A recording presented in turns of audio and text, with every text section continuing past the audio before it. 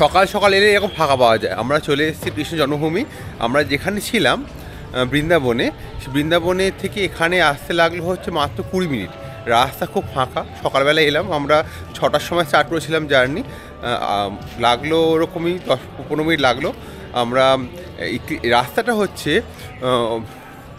বৃন্দাবন থেকে যে রাস্তা দিয়ে ঢুকবেন বাইক কার, সেই রাস্তা দিয়ে আপনাকে বেরোতে হবে। কিন্তু স্ট্রেট বেরিয়ে এলে হচ্ছে এই কৃষ্ণ জন্মভূমি চলে আসছি আমরা। এর উল্টোর দিকে দ্বারিকা ধাম আছে, দ্বারকাধীশের মন্দির আছে, ওটাও দেখব আপাতত। আর তার সঙ্গে এইখানে যেটা এখন কনফিউশন হচ্ছে কোথায় যাব, সোজা হওয়ার কথা। আর সাথে হচ্ছে সকালে আসার সুবিধা হচ্ছে এখানে মন্দির সকাল 5টায় খুলে যায়। 5টায় খুলে যায় মানে আপনি সকাল 5টায় চলে আসুন, এরকম ফাঁকা পাবেন। আর 12টা অবধি মন্দির খোলা থাকে। সেই জন্য আর্লি মর্নিং, আমাদের এক্সপিরিয়েন্স বলছে এতদিন ধরে, আর্লি মর্নিং ফাঁকা থাকে। আর বিকেলবেলা যে 4টে থেকে খোলে সেখানে বিশাল ভিড় হয়। ভিড়ের জন্য রিস্ক নেবো না। আমরা এই গেটে ঢুকেছিলাম, কৃষ্ণ জন্মভূমির গেট। সামনে এখানে মন্দির আছে যেখানে রাধারানীর সাথে কৃষ্ণের পুজো হচ্ছে। আর এর পেছনেই হচ্ছে কৃষ্ণ জন্মস্থানে জায়গা, যে কারাগারে ওনার জন্ম হয়েছিল। এইখানে ক্লক রুমে আপনাকে জিনিসপত্র রাখতে হবে, সব কিছু রাখতে হবে, মানি ব্যাগ ছাড়া। ইভেন চাবিও রাখতে হবে এখানে। বার্থ প্লেসের টাইমিং হচ্ছে সামারে 6টা 30 থেকে রাত্রি 9টা, আর উইন্টার হচ্ছে 6টা 30 থেকে সন্ধ্যে 8টা পর্যন্ত। আর এখানে যখন আসবেন মানে শুধু টাকা অ্যালাউ, ইভেন পেনও অ্যালাউ করছে না এরা। আর খুব সুন্দর, নিট অ্যান্ড ক্লিন, পুরোটা ঘুরে দেখবেন। খুব সুন্দর জায়গা। বার্থ প্লেসটা তো সত্যি খুব সুন্দর, অনেকটা বড় জায়গা। আর্লি মর্নিং আসলে একটু ফাঁকা ফাঁকা দেখতে পাবেন। সন্ধ্যেবেলা মনে হয় খুব ভিড় হবে। সামনে নতুন গেট হচ্ছে, যার জন্য যেখানে ঢুকবেন সেই প্যাসেজটা খুব সরু, তো একটু কুইক আসলে একটু ভালোভাবে আপনারা ঘুরে দেখতে পারবেন। খুব সুন্দর। আর সকালবেলা আমরা আরতি দেখতে পেয়েছি, যেহেতু 6:30টার ভেতরে আমরা ঢুকে গেছি, তো সকালের আরতিটা দেখার মতো ছিল। অনেক কিছু লেখা আছে, ও যদি হিন্দি, মানে আমার যেটা হয়েছে সংস্কৃত লেখা, হ্যাঁ সংস্কৃত হিন্দি পড়তে পড়তে মোটামুটি একটা বেশ ভালো পড়তে শিখে গেছি। এটা দেখে আমার নিজেরই খুব ভালো লাগে যে হ্যাঁ আমি কিছু শিখেছি, হিন্দি পড়তে পারছি গর্বরি। তো চলুন এখন আমরা যাব দ্বারকাধীশ। এখান থেকে 2 কিলোমিটার হচ্ছে ডিস্টেন্সে দ্বারকাধীশ। আর এখানে কোনো গাড়ির পার্কিং নেই। আপনাকে হয়তো ঢোকার সময় আপনি যদি নিজের গাড়ি নিয়ে আসেন, আপনাকে বলবে পার্কিং করার জায়গা আছে, আপনাকে পার্কিং করিয়ে দর্শন করিয়ে দেবো। বিশ্বাস করুন, দর্শন করিয়ে দেওয়ার মতো কোনো ব্যাপার নেই। আপনি এখানে আসবেন, এন্ট্রি গেটে পুলিশ আছে, ওনাকে জিজ্ঞাসা করবেন গাড়ি কোথায় রাখবো, গাড়ি ওখানে রেখে আপনি জন্মভূমি দ্বারকাধীশ দেখে তারপর আবার গাড়ি নিয়ে যাবেন। আর এখানে কোনো এন্ট্রি ফ্রি নেই, পুরোপুরি ফ্রি এন্ট্রি।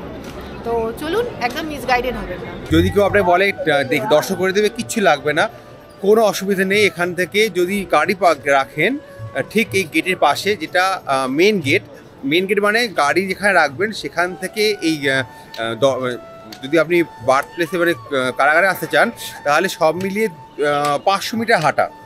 আর যেখানে গেট আছে সেখান থেকে 100 মিটার আগে।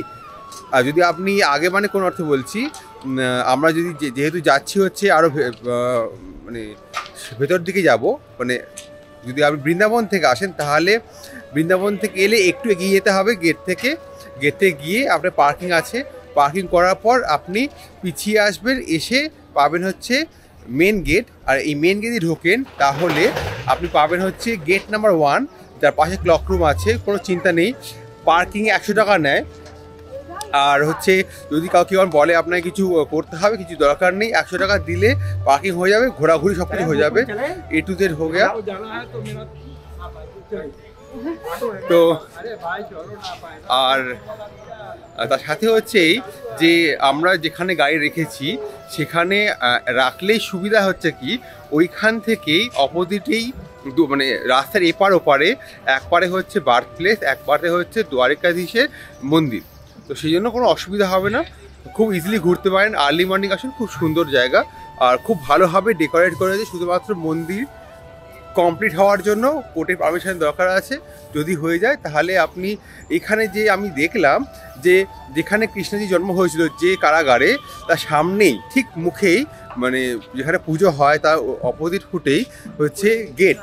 সেই গেটে 7টা যে গেটটা আছে ওই গেটটাই ভেঙে বন্ধ করে দেওয়া হয়েছিল বাই ঔরঙ্গজেব। সেই গেটটা যদি যখন হয়ে যাবে তখন আপনি ওখান থেকে ডাইরেক্ট আসতে পারবেন যমুনাতে। এইটা হলো ওখানকার পুরোহিত বললেন। দেখা যাক ফিউচারে কি হয়। আপাতত এটা হলো ভেতরকার গল্প। আর তার সামনে যে পুজো হচ্ছে রাধারানীর সাথে কীর্তন হওয়ার জন্য যত বুঝলাম, কিন্তু বাবার মত হচ্ছে বা আমাদের সবার মত যে যেখানে কৃষ্ণের জন্মভূমি কৃষ্ণ থাকা উচিত বাল্য রূপে, ছোটোবেলায় যেমন তাকে দেখতে ছিল তেমন রূপে থাকা উচিত। সেটা শুধুমাত্র কারাগারের মধ্যেই আছে, তাও খুবই ছোট বিগ্রহ আছে। এই হলো গল্প। চলুন আমরা এখন যাচ্ছি দ্বারিকাধীশ মন্দিরের কাছে যাচ্ছি।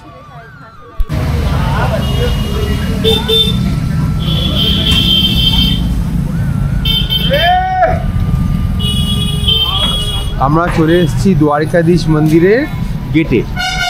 আর আমরা এরিয়া থেকে মেন রোড থেকে আমরা টোটো নিলাম। দুরকম হয় যদি আপনি এই ভেতরে ঢুকতে যান তাহলে আপনাকে দিতে হবে 20 টাকা পার হেড। আর এখান থেকে মাত্র 600 মিটার, মেনলি 1.5 কিলোমিটার আমরা বাই টোটো এলাম, 10 টাকা পার হেড নিল। সেজন্য আমাদের রেকমেন্ডেশন হচ্ছে আপনি মেন রোড থেকে টোটো নিয়ে নেবেন, তাহলে আপনার জন্মভূমি থেকে বেরিয়ে টোটো নিয়ে নেবেন। টোটো 10 টাকা চওড়া। এখানে চওড়া মানে হচ্ছে স্ট্যান্ড, সেখানে আপনাকে 10 টাকাই ভাড়া ওরা চার্জ করবেন, মানে যেটা অরিজিনাল চার্জ হয়। তারপরে গেলেই হচ্ছে আপনাকে এক্সট্রা চার্জ করে। তো যখনই শুনবেন চওড়া তার মানে হচ্ছে গিয়ে যে ফিক্সড প্রাইস। হ্যাঁ, বাবা এখানে যদি ঘুরে যাও তারপর আমি যাব। আমরা এখানে চলে এসেছি দ্বারকাধীশ মন্দির। আর এখানে জুতো রাখার জায়গা গেট। হ্যাঁ, অন্যান্য মন্দিরের থেকে যেমন মাকি বিহারি খুব কনজেস্টেড এরিয়াতে, তেমনই এটাও এরকমই এরিয়াতে। আমি তো মনে করছি এই দিকটাতে ওরা দেখলাম ওটা একটা আশ্রম এর থেকে বড়। ঠিক আছে, ভালো।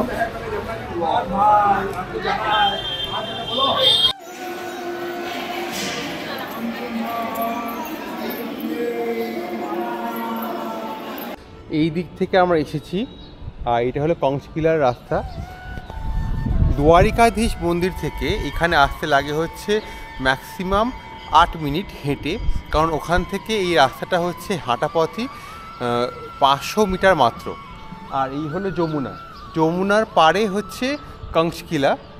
আর যেটা আমি দেখেছিলাম কৃষ্ণ জন্মভূমি, যেখানে কৃষ্ণ জন্ম হয়েছিল, ওইখান থেকে এতখানি রাস্তা ছিল। মানে এখানে বাঁকটা নিয়েছে, বাঁকের কিছু একটা ব্যাপার আছে যেটা নদীটা বেঁকে গেছে, না হলে ওইখান থেকে সোজা রাস্তা ছিল, মানে কারাগার থেকে সোজা রাস্তা ছিল এই যমুনা অবধি। কিন্তু সামনে যাই, গিয়ে দেখি কতটা আপনাদের দেখাতে পারি। আচ্ছা, দ্বারিকাধীশ বলেছিল কিন্তু সকাল 6টা থেকে ওপেন, সেটা লেখা ছিল। কিন্তু এখন আমরা এসেছি, দেখলাম মন্দির বন্ধ। 8টা 25-এ যিনি সাফ সাফাই করেন উনি বললেন 8টা 25-এ আবার ওপেন হবে। সেই জন্য আমরা মানে আরতি হয় সকালে, ওটা আমাদের জন্য নয়, বাইরের লোকেদের জন্য, ভেতরের জন্য। তাহলে ডিটেল চাই না, জেনে দিতে পারবে।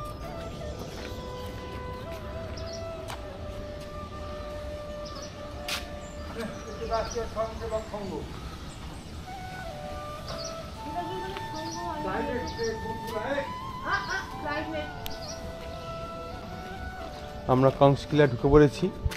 যতখানি আমি পড়েছি আপাতত এটা শুধুমাত্র 1% আপনারা দেখতে পাচ্ছেন, যা আছে মাটির নিচে আছে। আর এটাকে রিভাইভ করা এখনো এখানে তোলা হয়নি। कुछ बोलना है आपको? क्या आपको यहाँ पर मिला, कुछ मिला यहाँ पर? हमको? हाँ, हम तो यहीं के रहने वाले हैं, तो हमको क्या मिलेगा? नहीं, यहाँ पर क्या क्या देखना है? यहाँ पे श्री यमुना जी के दर्शन करने हैं, वहाँ से और हाँ, बस श्री यमुना जी के दर्शन। और आपके पीछे यहाँ से बाहर निकलोगे कुएं में सीढ़ियाँ भी जा रही हैं, आप चाहे तो उतर सकते हैं। और एक चीज हमने सुना था, इसके नीचे असली महल है, ऐसा ही? नहीं नहीं, ऐसा कुछ नहीं है। ये RSS का कार्यालय, किला तो बोल देते हैं ऐसे, कोई कार्यालय, ये कार्यालय है। और ठीक है, RSS हेडक्वार्टर। ओके, ये किला नहीं है? किला किला है, हाँ किला है, आरएसएस का हेडक्वार्टर है। ओके किला तो है हाँ। किंतु आरएसएस का हेडक्वार्टर है। ठीक है।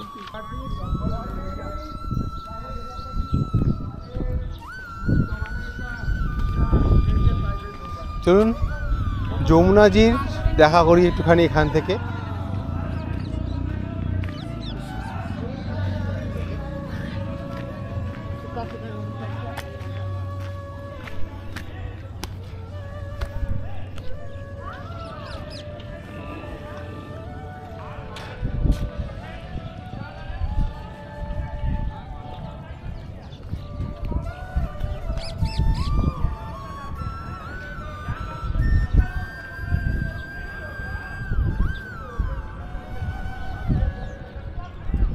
ये पूरा किला है।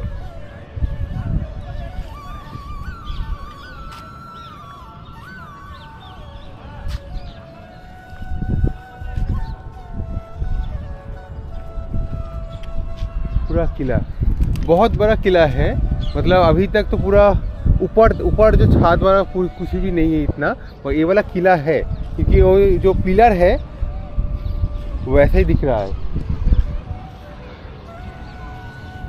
এটা পুরো যমুনা, এখানে যমুনা জল আছে, তাও বোটিংও হয়, মানে এখান থেকে ওইদিকে যায়, আমরা ওই দিক থেকে এসেছি।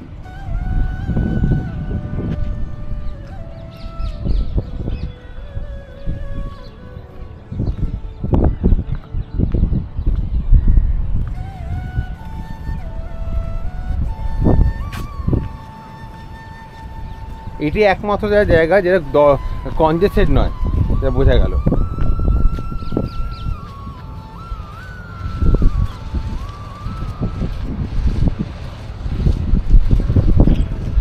বলো কেমন লাগছে কিলা? হ্যাঁ আলটিমেট এটা কিন্তু খুব মানে বড় জায়গা, দেখ এখনো এই থামগুলো এখনো আছে এখানে। হ্যাঁ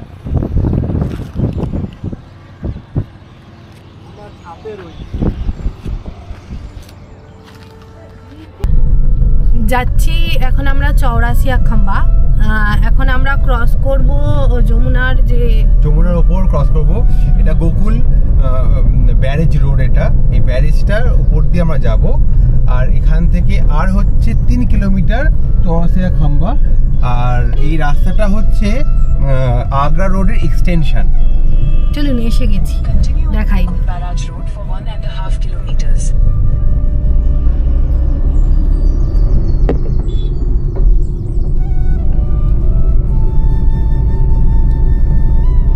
বিশাল বড় কিন্তু, হ্যাঁ Gokul barrage barrage Gokul road, এটা ব্যারেজ একটা।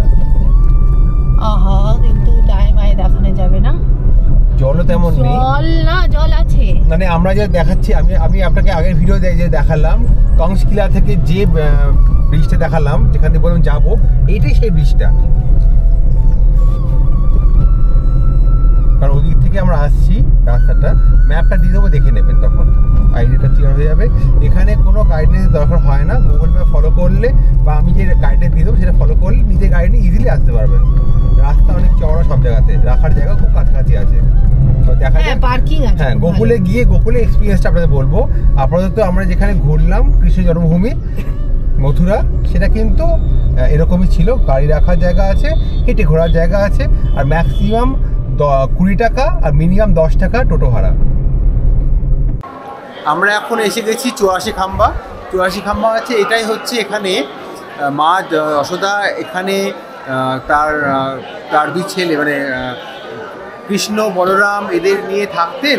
আর এটাই হলো এক অর্থে নন্দজি আর যশোদার বাড়ি।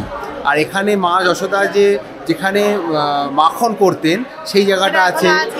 তারপর এখানে 84 খাম্বা মানে হচ্ছে এই বাড়িটা, যে নন্দ মহারাজের বাড়ি, এটা হচ্ছে বাড়িটার 84টা খাম্বা পিলারের ওপর দাঁড়িয়ে আছে, তাই নাম 84 খাম্বা। আর এখানে কৃষ্ণের গোপাল রূপে পূজা হচ্ছে। গোপাল মানে গরু পালন রূপে গোপাল নাম করা দেওয়া হয়েছিল, পুজো হচ্ছে। এই জায়গাটা খুবই পুরনো, মানে 2500 বছর পুরনো এই জায়গা, এখন এইভাবে রাখা আছে। হ্যাঁ ভালো মেনটেন করা আছে। ভেতরে তো ক্যামেরা অ্যালাউড নয়, দেখি যদি আমি যাচ্ছি, যদি অ্যালাউ করে তাহলে দেখতে পেয়ে যাবেন। লাকি, দেখা যাক।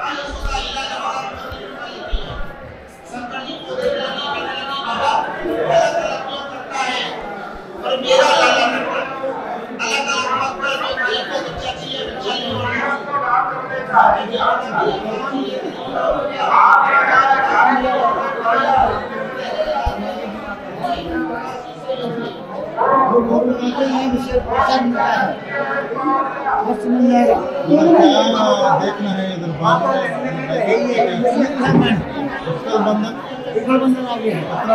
थोड़ा आगे, थोड़ा ही है।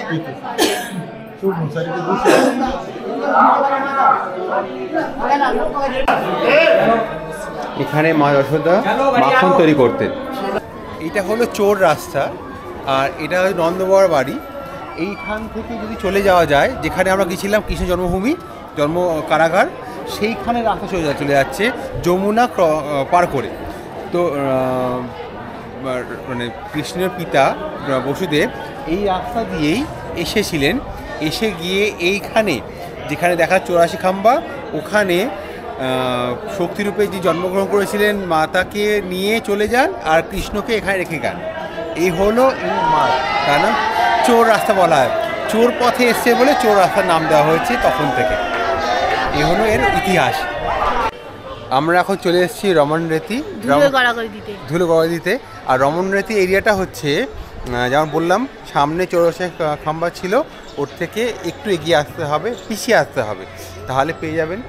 আমরা যে রাস্তায় এসেছি সে রাস্তায় আগে রমনরেতি পরে, তারপরে 84 খাম্বা। আমরা আগে 84 খাম্বা দেখে নিয়েছি, তারপরে উল্টো ট্রিপ করছি, তারপরে আমরা রমনরেতি। আমরা এরকমই করি যে দূরটা আগে করি, কাছেরটা পরে করি।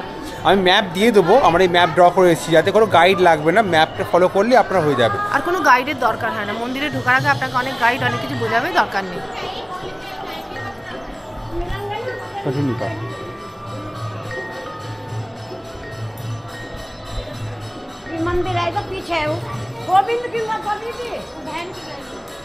মাথাটা পুরো বাঁশ দিয়ে করা হয়েছে। এখানে কিছু একটা হয়েছে, আমার মনে হচ্ছে এটাই মেন।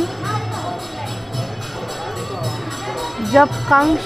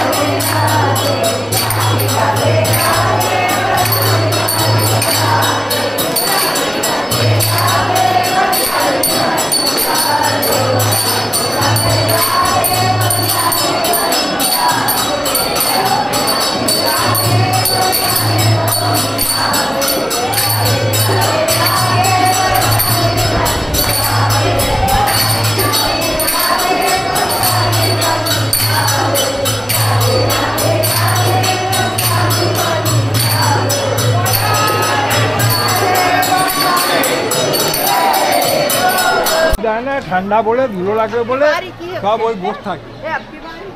এসে গেছি যেখানে সবাই মোটামুটি ধুলো মাখে বসে দেখাই মোটামুটি কিরাম চলছে।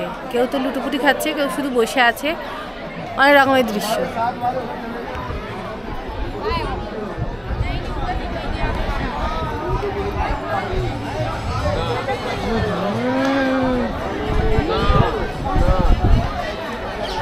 किलोमीटर से 60 किलोमीटर दोनों 60 किलोमीटर।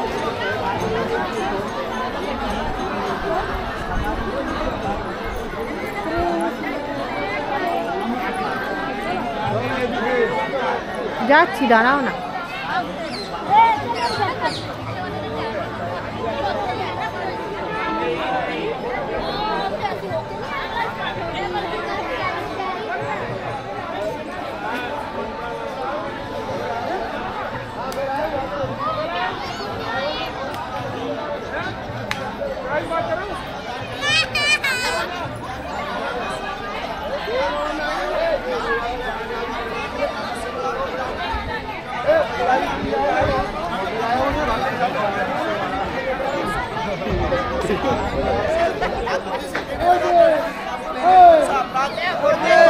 এই গোড়াগড়ি খাচ্ছে।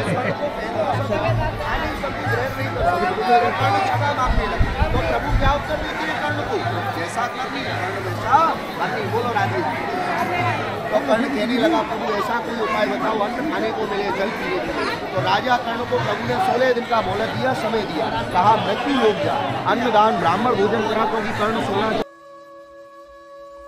আমরা বৃন্দাবন থেকে মথুরা ঘুরতে গেছিলাম। বৃন্দাবনের থেকে মথুরা যদি ঘুরতেন তাহলে এই রুট ম্যাপ খুব ভালো হবে। প্রথমে আপনি চলে আসবেন যে কৃষ্ণ জন্মভূমি, ওখানে আপনার গাড়ি পার্কিং এর জায়গা আছে। গাড়ি পার্ক করে ওখান থেকে দেখে নেবেন কৃষ্ণ জন্মভূমি, তার সঙ্গে দ্বারকাধীশ মন্দির, তার সঙ্গে দেখবেন কাউন্স কেলা। তারপর ওখান থেকে পার্কিং থেকে গাড়ি নিয়ে চলে আসবেন নন্দগাঁও। নন্দগাঁও মধ্যে প্রথমে পড়ছে নন্দগাঁও শ্রী নন্দ যশোদা ভবন। নন্দ যশোদা ভবনের মধ্যে 84 খাম্বা একটা ঘর, যেখানে কৃষ্ণের বাললীলা আছে, আর ওখানে মা যশোদা যে মাখন তৈরি করে সেটাও পেয়ে যাবেন ওখানে। ওখানটা দেখার পর ওখানে চলে আসবেন হচ্ছে শ্রী দাউজি মহারাজের মন্দির। 84 খাম্বা থেকে এই দাউজি মহারাজের মন্দির 10 কিলোমিটার ডিস্টেন্স। আর তার সঙ্গে যদি আপনি আসেন 84 খাম্বা দেখতে, ওখানে গাড়ি পার্কিং এর জায়গা আছে, যেখানে বাস স্ট্যান্ড আছে। আপনাকে বাস স্ট্যান্ডের কাছে এসেই গাড়ি রাখুন, কাছাকাছি রাখবেন, খুব বেশি হাঁটতে হবে না। আর যেখানে আপনার কোনো টাকা পয়সাও লাগবে না, কাউকে কোনো টাকা পয়সা দিতে হবে না। আপনার ওখান থেকে মোটামুটি 1 কিলোমিটারের মতো ডিস্টেন্স হাঁটা আছে, ঘোরাঘুরি করে সিঁড়ি দিয়ে ওঠাউঠি আছে, তারপর পৌঁছে যাবেন 84 খাম্বা। তারপর গাড়ি পার্কিং থেকে নেবেন, নিয়ে দাউজি মহারাজের মন্দির দেখবেন। ওখান থেকে 10 কিলোমিটার থেকে ঘুরে আসার সময় আপনি আসবেন রমন বিহারী জি মন্দির, যেটা খুব বালি ওখানে আছে, খুব ধুলো উঠছে। জায়গাটা ওই জন্যই তৈরি হয়েছে কারণ ওখানে শ্রীকৃষ্ণ তার বাল লীলা করেছেন, খেলাধুলা করতেন, বলতে খেলার জায়গা। তো ওইটাই হচ্ছে রমন রীতি, যেখানে সবাই গড়াগড়ি খায়। রমন রীতিতে খুব ভালো পার্কিং এর জায়গা আছে, 10 টাকা পার্কিং নেয়। পার্কিং ওখানে করবেন, গাড়ি পার্কিং করে রমন রীতি ঘোরাঘুরি করার পর ওখান থেকে বেরিয়ে আবার চলে আসবেন বৃন্দাবন। সব মিলিয়ে 85 কিলোমিটার ডিস্টেন্স বাই কার আছে, বাই ঘোরাঘুরি অনেক কিছু আছে। সব মিলিয়ে আমাদের 7 ঘন্টা লেগেছিল বৃন্দাবন থেকে বেরিয়ে মথুরা নন্দগাঁও ঘুরে বাড়ি ফেরাতে। তো রাস্তা খুব ভালো, খুব সুন্দরভাবে যেতে পারবেন। এই রুট ম্যাপ ফলো করে কাউকে আর কিছু করতে হবে না, কোনো গাইডেন্স লাগবে না। আর এমনিতে নিজে গাড়ি নিয়ে এলে খুব সস্তায় ঘোরা হয়ে যায়, কোনো রকম ভাবে এক্সট্রা চার্জ দিতে হয় না। জেনারেলি এই রুটটা যদি করতে তাহলে আপনাকে এমনিতে চার্জ করে 4000 থেকে 5000 টাকা চার্জ করে থাকে।